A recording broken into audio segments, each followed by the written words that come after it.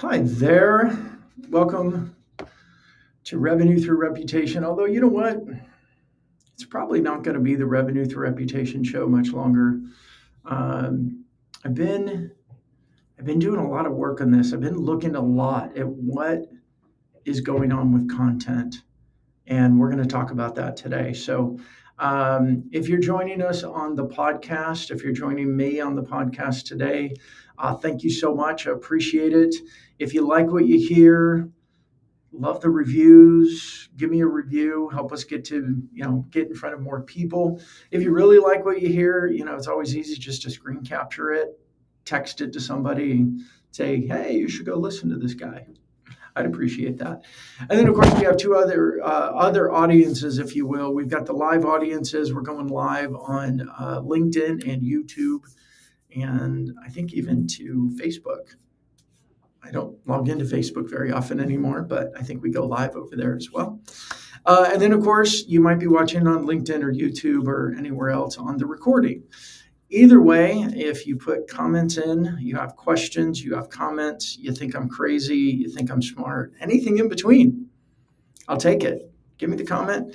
And if you're doing it while we're live, then I'll see it, and I can always bring it up on screen and answer your questions or respond to your comments. So, hey, today's going to be interesting. I think today is a defining moment. The past several weeks have been defining moments for me. Even with our customers for Fist Bump and our group coaching, I've actually taken the last couple months off because I wanted to go do more research. I find, and I think you all may find this too, is that we're in a pivotal transition time. AI, generative AI, is helping lots of companies create more content. And so that means all of us are engaging, well, I guess the right word might be experiencing more content. We're getting more emails are being sent. We're getting more content in our news feeds, and there's just overall a lot more content coming out there. Butch, thank you. I appreciate that. He says, I think you were crazy and smart. Yeah, sometimes those go hand in hand. But yeah, thanks for that, Butch. Thanks for being here. Here's what I see happening with content. If your content isn't making people feel something, you're basically invisible. I had a comment from Jordan Ring, and I don't know Jordan. He was a second connection at the time. We connected afterwards. So if you go look him up as a connection of mine, you'll see that we're connected now. But I did a video on this, and I've been sharing like, hey, this is what I'm seeing. This is what's going on. This is what I'm trying to figure out. But he commented on a post, and he said, I stop my scroll when I come across people that make me feel something. Brandon Lee, he says, usually this is content that is about them, their unpopular opinions, or a unique angle on something familiar.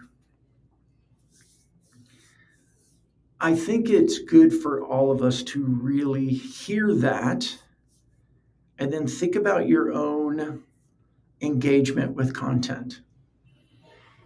Because we're all like our buyers or the people that we want.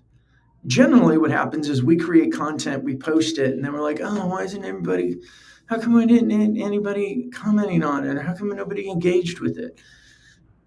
But we don't stop and think, I mean, it's such a great expression, right? Put yourself in other people's shoes.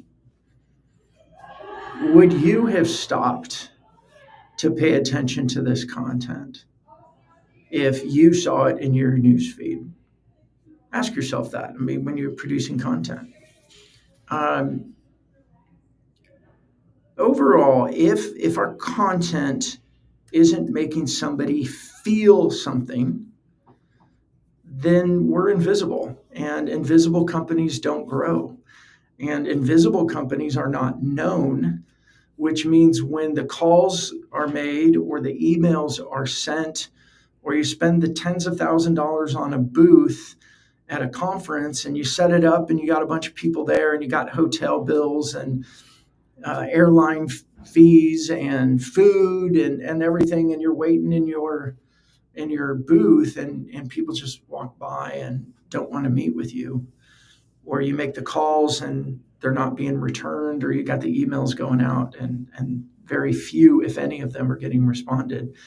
Well, it means that they don't know you, that you've been invisible to them. So it all comes back to, we're not in a content game for awareness anymore. We're in an era of content for connection. And this is really important. 2014 content was about awareness, and it was safe, it was polished. It sounded like it went through the PR machine. Does this sound familiar? We help XYZ people in order to do ABC things so that they 1, 2, 3 accomplish 1, 2, 3. That's what so many people were taught. That's what so many people did. That was 2014 content. It was safe. It was polished. It sounded like the PR team vomited all over it. It sounded like the PR team got their hands all over it, and it was on brand. It was on message. And that type of content doesn't make you feel anything. So we're gonna talk today about why content needs to make you feel. We're going to talk about this term that I've started using called emotional resonance. Our content has to resonate emotionally in order for people to remember us. It has to resonate with them emotionally to stand out from the noise. It's about creating content that is different. I don't know any other way of saying it. It's very different than the norm. So we are going to talk about emotional resonance. We're going to talk about leader-led content and why it hits harder than anyone else. And I'm not opposed to anyone on the team creating content in this style. It's awesome. But from a company perspective, it's better when it's the leader. And then I'm going to talk about, I got this work in progress that I want to share with you all and get, hear what you guys think about it. It's the resonance to revenue framework. And it's a 3-step framework. It started out with 6 and then it went to 8 steps. I was like, oh, that's too many. And we finally got it down to these 3 steps that I think will make sense to everybody and make a big difference. And then we're going to talk a little bit about trust and what do we do with trust, and why is trust so important right now? I don't know I had a show a few weeks ago and I said that the most misunderstood word in B2B right now is trust. And our reason it's misunderstood is because we think if we just show up and we start saying who we are and what we do, that people are going to trust us. And there's so many people showing up saying who they are and what they do, that people just don't have time or the attention to trust us just because of that. So we have to be different, and that's where this emotional resonance comes in. And before I move to that, sorry, I've got my phone over here that's off, but still started ringing in my ears. Before we go into emotional resonance and how we create content that resonates, I want to read Jordan's comment one more time. And I want you to ask yourself, is this you? Are you like this? Think about when you're scrolling, what type of content actually captures your attention and makes you stop? So he says, I stop my scroll when I come across people that make me feel something. Usually this is content that is about them, their unpopular opinions. I think I have an unpopular opinion right now about emotionally connecting, or a unique angle or something familiar. Okay, maybe I have a unique angle. That's an unpopular opinion. I think, I'm going to admit something. I bought into the content realm of 2015, 2016. It started earlier. I like to say 2014. I think it started earlier than that. Let's say 2014 to 2025. In the late 90s, yes, I'm that old. In the late 90s, I started a company and we were creating content for veterinarians to grow their practices. And it was emotional content. We had a magazine, it was called Healthy Pet. And it was, we were based in LA at the time. And so we always had like a B to C to sometimes a D list celebrity on the cover with their pet. They tell a story about their love affair with their pet. And we had some information in there about healthcare and pet care. And we had some fun articles in there as well. But at the core of what it was emotional connection, right? They were giving something of value in the form of content, free, free magazine. This is the 90s, right? Where you used to have to go to the grocery store, Barnes and Noble, to get magazines and pay for them. So they were getting this gift of a magazine and content that made them feel good as a pet owner.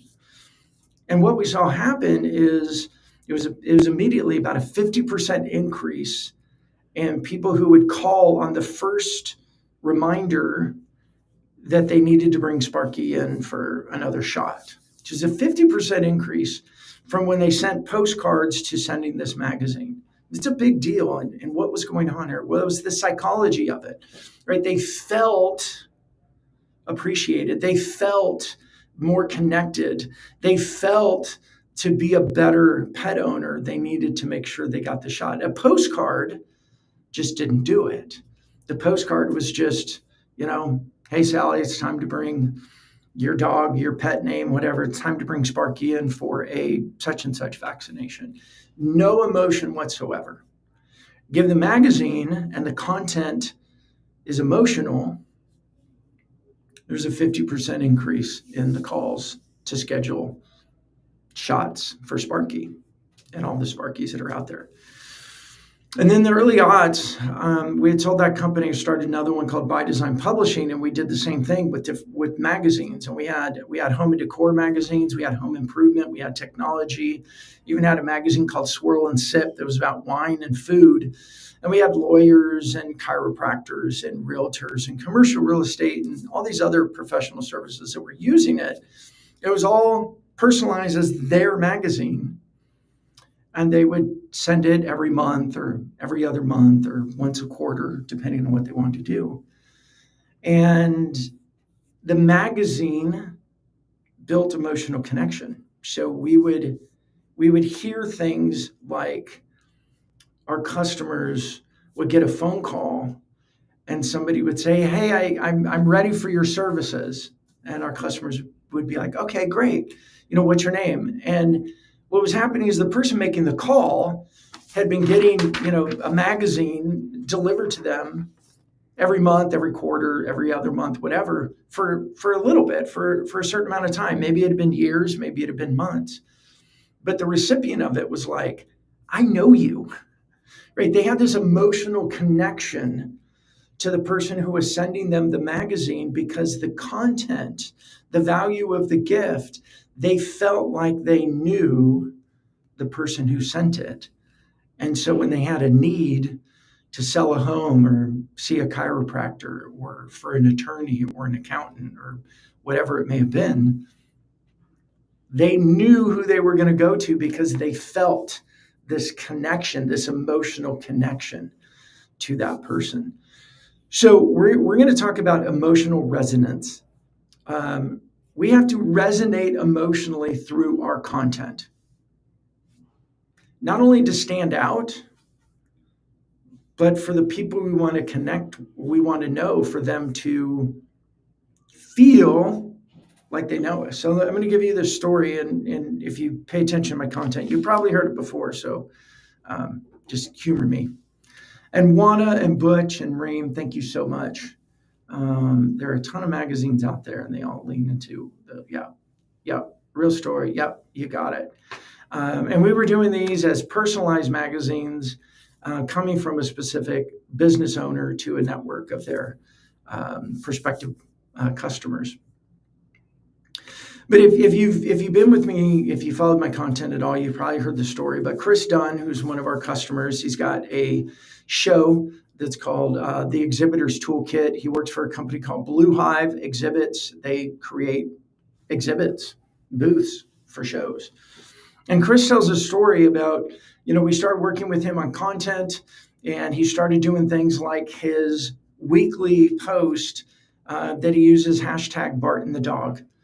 And he shares every week about doing his 5:30 in the morning walk with his dog, Barton. And sometimes it's a picture of the dog. Sometimes it's a picture of him and Barton. Sometimes it's a picture of what he's looking at. But what he's always doing is sharing what he's thinking about while he's on his walk. And sometimes it's work. Sometimes it's his family. But he's sharing what he's been observing, what he's thinking while he's on these walks. Now, let me unpack this. We're getting a glimpse into his personal life. A lot of people love dogs, so there's immediate emotional connection to the dog. But it's Chris being real. It's just him showing up in full Chrisness. Do you like that word, Chrisness? Fully Chris. He shows up fully Chris, and he's sharing kind of the real, the raw of what's going on in his head, what he's thinking, what he's observing in the industry, what he's feeling.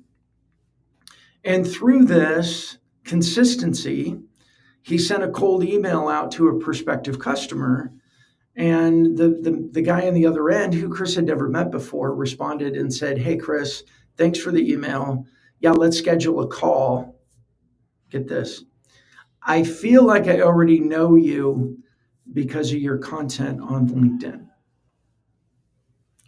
That's what we're going for. That's what we all need to go for. That's what we need to do, because emotional resonance is the difference between content that makes you feel like you're known, makes them feel like they know you. And I've been saying this for a while. I mean, our content, what people want is they want to feel like they really, really, really know you.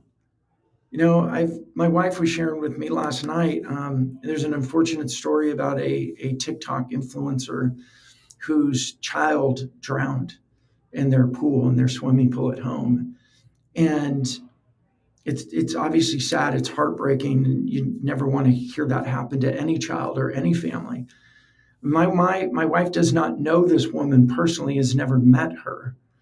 But my wife was at home tearing up and praying over her family because of this tragedy in their lives. My wife feels like she knows her.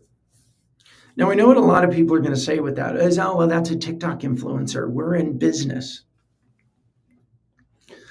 It's the same. It's the same. We can't sit around in our B2B worlds and pretend that the content that's being created by influencers and the way people are engaging with influencers on their phones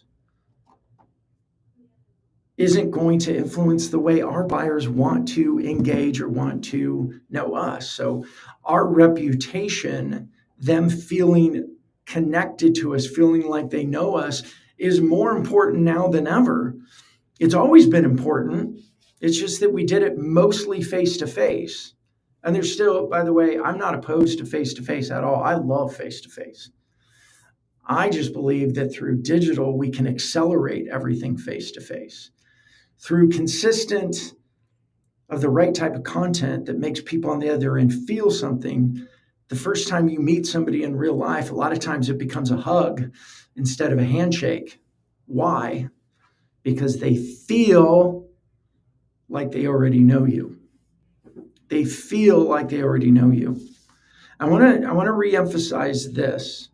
When people feel like they already know us, they are more likely to return a call. They are more likely to respond to an email. They are more likely to walk into our booth. I mean, I've shared my story about my now really good friend, Natalie. who we were connections on LinkedIn for about a year, lived in the Atlanta area. We actually lived really close to each other, but we never met face to face, and I never really engaged with her online either. But through my consistency of content and my shows and everything, when I'm at the airport, pounding an email to my team real quick before I go jump on a flight, I get this tap on my shoulder, and I look up, and it's Natalie, and she goes, "Brandon!" And I've told Natalie this too now, but at the time I'm like, "Hi." I had no idea who she was. It's like my memory was going like, who is this? And she's, and I stand up, she gives me a hug, and she's like, "Oh my gosh, I'm so glad to finally meet you." And we have this chat. And yes, eventually I'm like, "Oh, okay, Natalie, we're connected on LinkedIn." And I figured it out. But it's a good example of when we not only are consistent with with content, but it's not about just consistency. It's about content that helps them emotionally connect. They need to feel like they know us. They need to feel something. And generally, if they feel like they know us and they like us, well, that's going to accelerate all of our other outreach opportunities, all of our other outreach activities to our benefit. So when they feel like they know us, that creates conversations, and conversations, well, that's where opportunities come about. So the consistency of it all made people say, "Oh, I see you all the time." But the style of content, and that's really the point of today. You're probably creating enough content, but if you're not getting the conversations you want, it means your content isn't building trust, which means your content isn't helping them feel like they know you. So the resonance, when they resonate with it, is when they say, "I feel like I already know you." And that moment, when they feel like they know you, that changes everything. That's Chris's prospect responding with, "I feel like I already know you. Yes, let's get on a call." That's a conversation.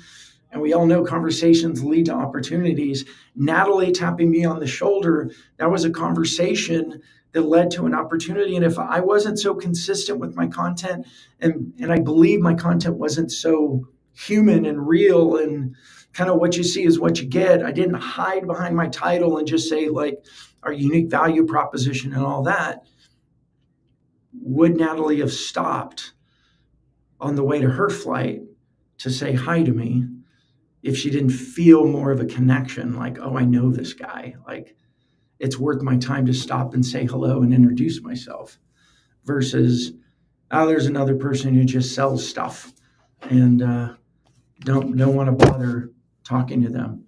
So that's why emotional resonance is so important. And guys, I'm going to go out on the limb and say this, like, this is the next era of content marketing.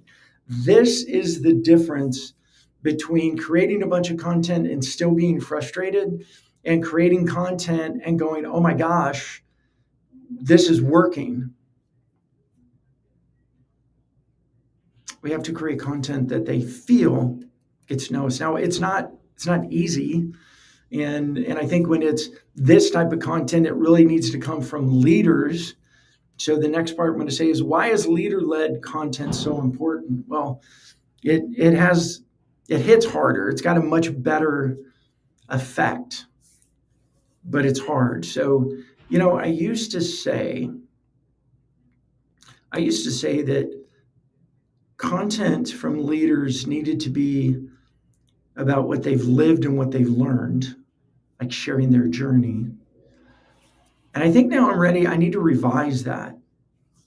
There's an and in there. It's what they've lived and learned, share their experiences, the good, the bad, the hard, the challenging, the excellent, the joyful. We got to share that, not just look at our product, look at our service. No, it's got to be, hey, this, like right now we're all experiencing economic headwinds. What I enjoy is sharing with people, hey, we've been through economic headwinds before. Here's the mistakes I made in 2009 when the recession was coming. I freaked out. These are the mistakes that I made. But this is what I've learned, and this is what I'm doing differently this time. That's the type of content that people go, wow, thank you. Not take a look at my product. Here's my service. Here's how we're different than them. That makes sense. That's a different content. So I used to say, leaders, we need to get the information out of your head of things that you lived and learned. But I want to go a little bit further now, and it's not just what you lived and learned, but what are you learning and living right now in real time. Peter Lasowski has become a friend of mine through LinkedIn, and we had a call. And one of the things that Peter keeps saying in his content, which is great, I love it, is you need to invite people into your daily journey. And what does that mean? It's like we're sharing authentically, like what's going on with you? Like, what are you thinking? What are you feeling? What are you learning? What are you struggling with? What are you doing? That's the type of content that people are engaging with. And that's the type of content that makes you stand out from the noise. And that's the type of content that gets people go, I feel like I know you. Let's schedule a call. So if you're listening to this and you're struggling with not getting enough conversations, you're not getting enough at-bats, you're frustrated with hey, we're making 300, 400, 500 calls and nobody's calling us back and our emails aren't getting responses. This is why. It's not that you're not producing enough content. It's your content is not creating emotional resonance. And if it doesn't resonate emotionally, it goes in one ear, out the other, doesn't leave a seed, doesn't lay an egg, doesn't do anything. There's no sign of it because it looks, smells, tastes, sounds like everyone else's content. And our human hearts don't care. Our human hearts are going to care. They're going to connect and going to remember someone's emotional journey, their story. That's what we remember. So let's take a look at this. What else do we have here? Yeah. When a sales rep is doing content like this, I think it's good. When a leader does it, it's great. And here's why. Right, wrong, or indifferent, people care what leaders think, say, and do. And I like to share this example. Anyone that's in sales or anyone in a company that you've had a really important meeting and you thought, oh, if I could just get the CEO to come join me in this meeting. Generally, why do we want to do that? Is like, well, the CEO's presence brings a lot of weight. The CEO's presence says something. Like, this is so important to us as a company that the CEO took time out of their busy schedule to join this meeting.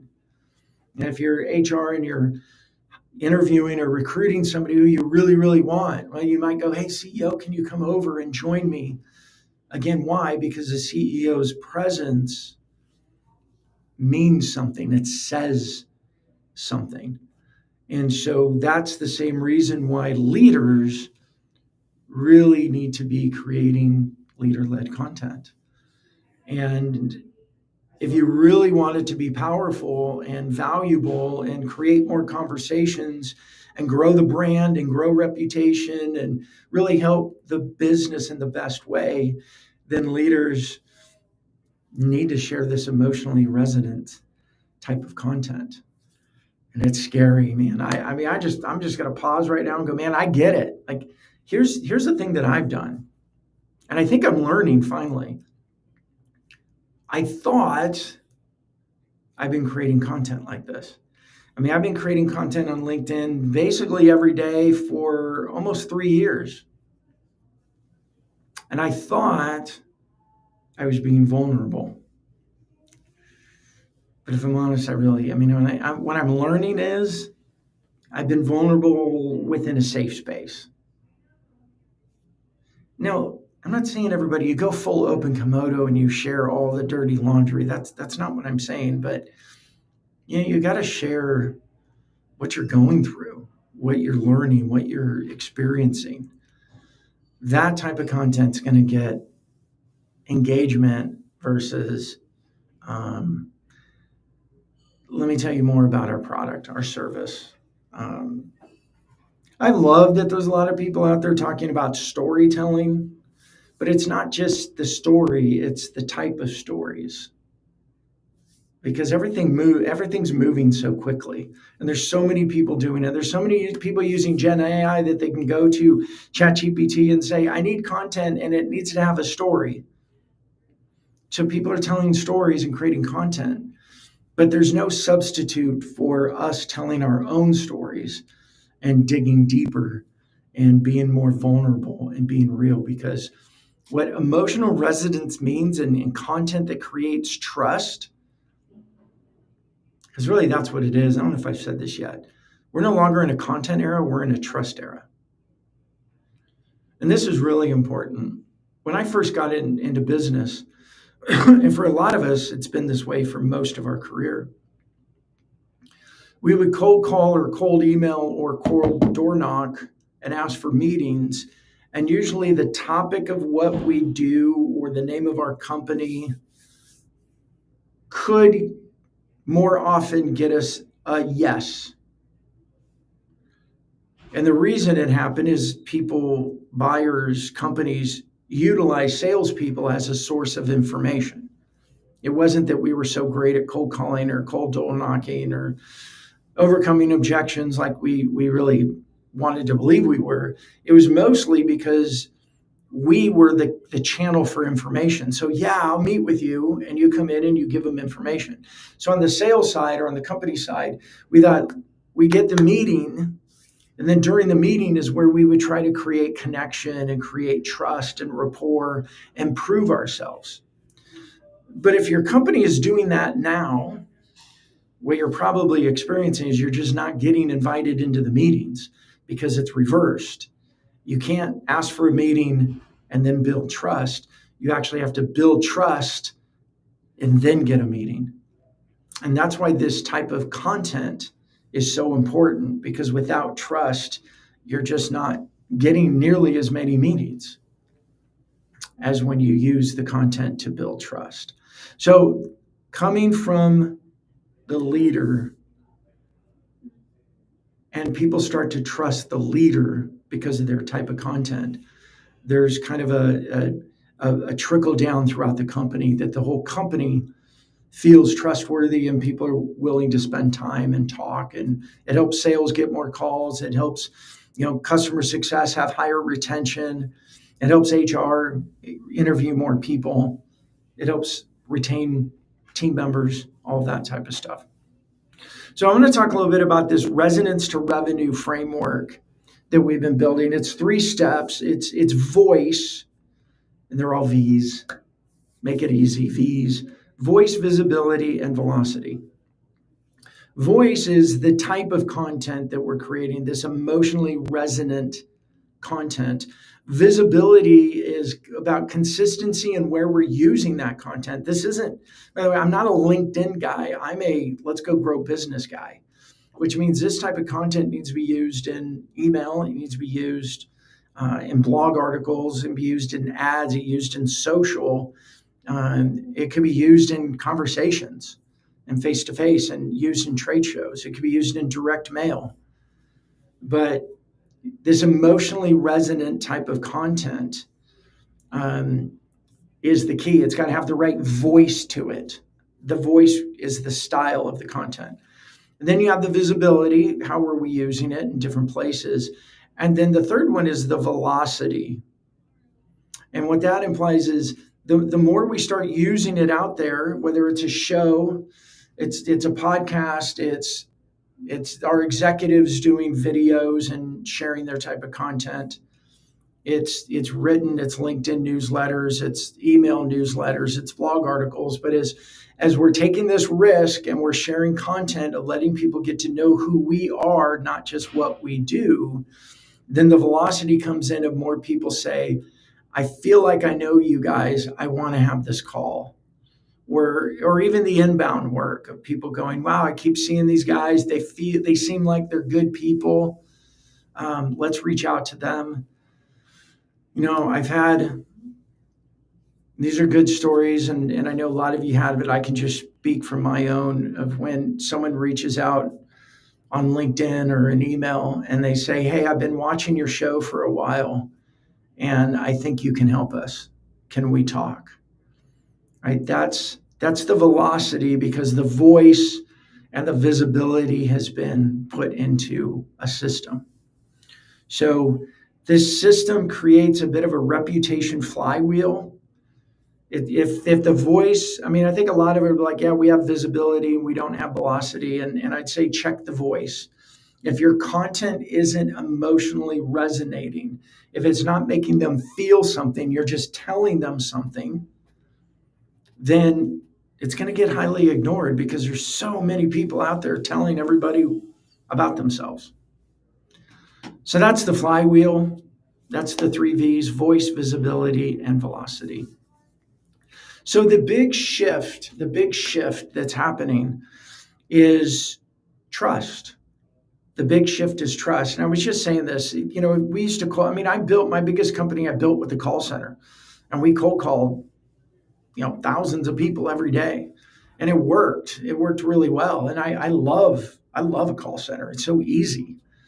I mean, you call people and they answer and you tell them your pitch. But the challenge is that, people aren't answering their phones and they're not responding to the voicemail because they don't care. So they're not responding, they're not returning calls, and our call centers are really, really expensive.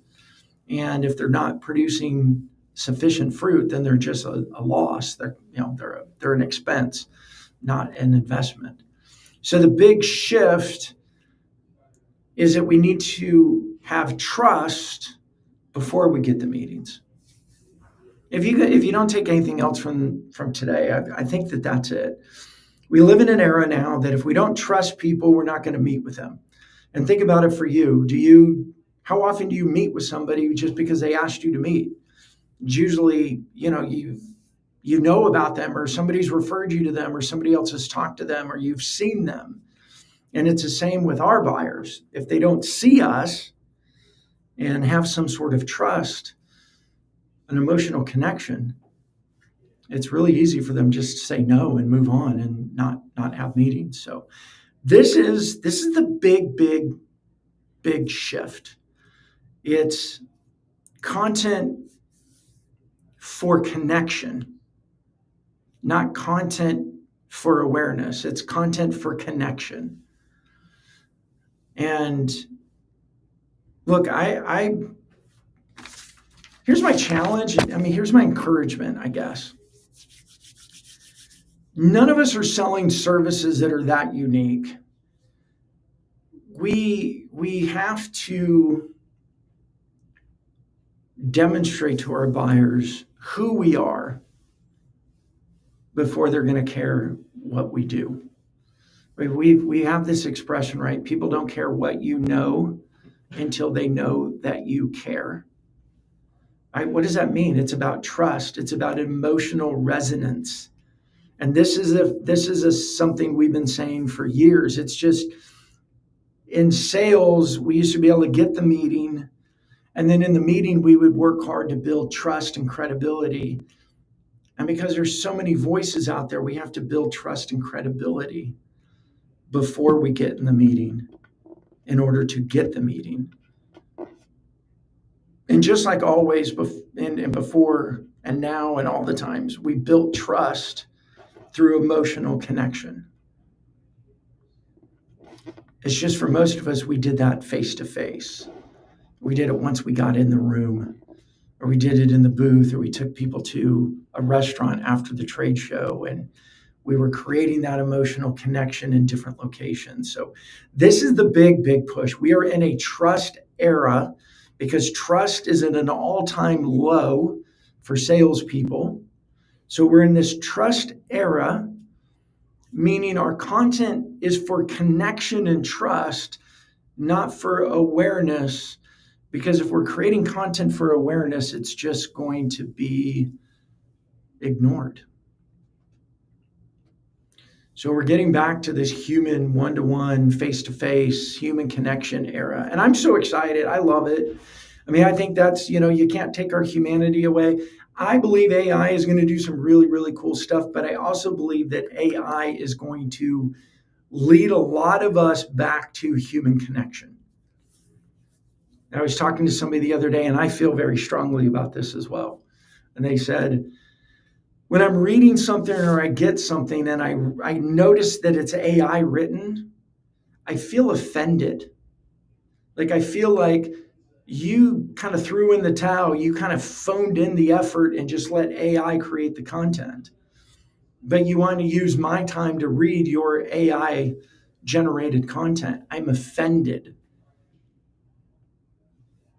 And I think if a lot of us think about it, we all kind of feel that way. Like, why should I waste my time reading content that your AI bot wrote? You didn't even bother taking the time to write it. But you want me to take my time to read it. So content isn't just a touch point anymore. It's a trust engine. It's not just a growth engine, it's a trust engine. And the big question is, does your network, does your market, do they feel something from your content other than boredom or annoyance because there's another piece of content that they need to get out of their way? Guys, I think we're in this stage, and it's going to happen quickly because everything moves so quickly now. Your content has to emotionally resonate. And if it doesn't, it's going to be ignored. That's the whole point of today. And how you create emotional resonance with your content is to share what you've lived and learned and what you're living and what you're learning, and be that transparent. Share who you really, really, really are. What do you think? What are you observing? What are you feeling? What are you experiencing? Versus, let me tell you about the 5 reasons why our product is better than competitor A's. That's really it. That's what I wanted to talk about today. So if you have questions on it or you want to talk about it, I mean, you can DM me. You can throw in the comments. I've got a brief that's educating people on this. Like I said, I've spent the last couple of months really diving into this to figure out like what the heck is coming on, what's coming in this next season.